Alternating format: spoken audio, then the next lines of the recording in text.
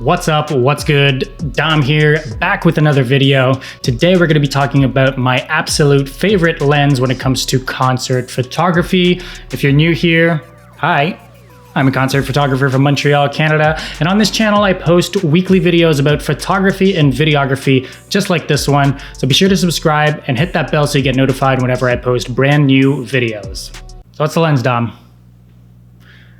Tell you guys in a sec. Okay, no, you guys already know. You saw it in the title. That's why you clicked on this video.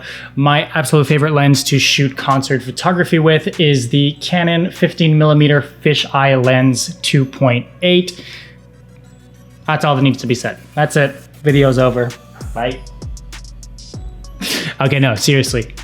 This lens is a beast.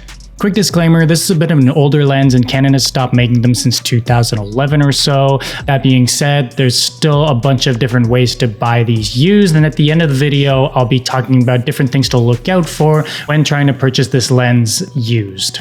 Now, most people will consider this a specialty lens, and although I would agree for the most part, I think people see the term fisheye and scare off a little too quickly. While it's definitely not for everything, I think people wildly underestimate the different uses you can get out of this lens.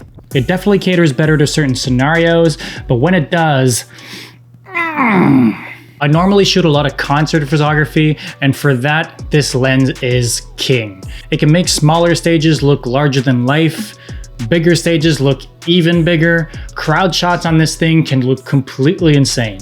Most people don't think about this either, but you can shoot with this lens vertically and get some pretty crazy results as well. It's a style which I've adopted and love.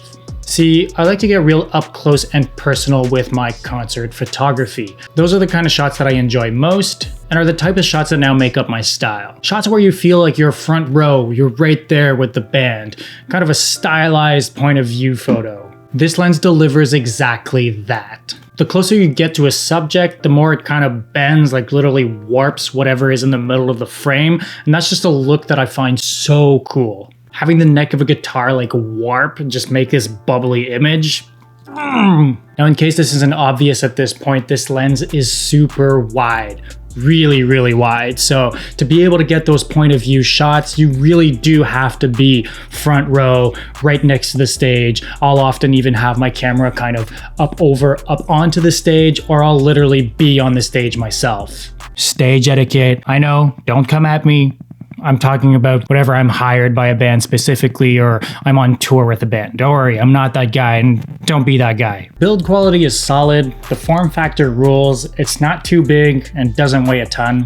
Autofocus works great, but that can kind of come down to the camera you're using it with. All in all, I don't really have anything negative to say about this lens, and I've been using this lens as my go-to concert photography lens for the past years now. Any cons at all? The only thing I could really come up with is the aperture that only goes down to 2.8, but honestly, you're not going to be using this lens to get this super creamy, buttery bokeh anyways, so unless you're in a really dark venue, this isn't going to matter that much. Honestly, whenever I've had to crank my ISO way too high or turn my shutter down so low that I wasn't really able to get the shots that I wanted, I simply changed to another lens that had a faster aperture. For me, those have been few and far between, so just one of those things.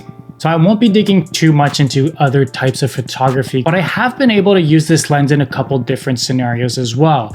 I've been able to pull off a few cool portrait lifestyle shots as well as some landscapes. It's definitely a look, and you really have to be careful about a few different things. Mainly if you're shooting with other humans, really be careful about where the warping actually happens. If the subject's face isn't really in the center of the frame, you're going to start having some pretty extreme warping on the person's face, which can give some pretty unflattering results.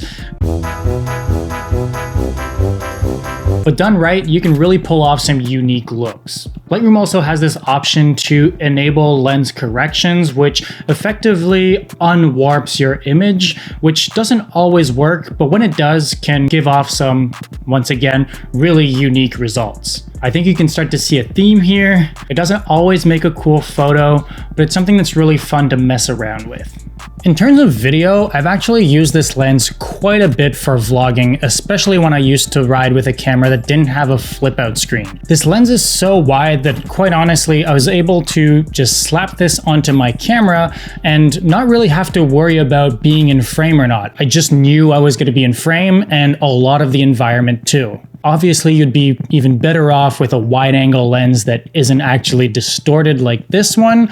But if you're like me and just have this lens already and don't necessarily have the means or don't want to buy another wide angle lens simply for vlogging, this thing really does the trick. It gives off a bit of a GoPro vibe because it is distorted, but honestly, probably looks way better than a GoPro if paired with the right camera. Definitely more versatile too.